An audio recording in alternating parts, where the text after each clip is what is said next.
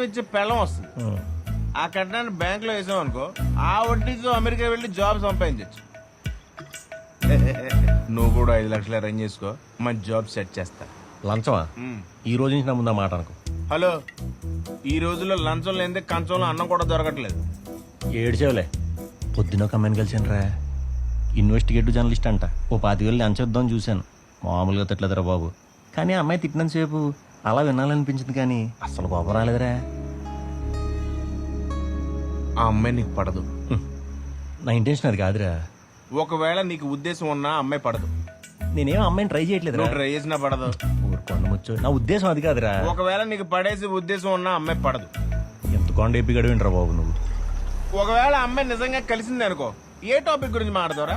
ఏ sports star గురించో cinema hero గురించో అలా కలిపేస్తానంతే. అలాంటి అమ్మాయిలు స్పోర్ట్స్ హీరోలను సినిమా హీరోలను ఇష్టపడరా? మరి రియల్ హీరో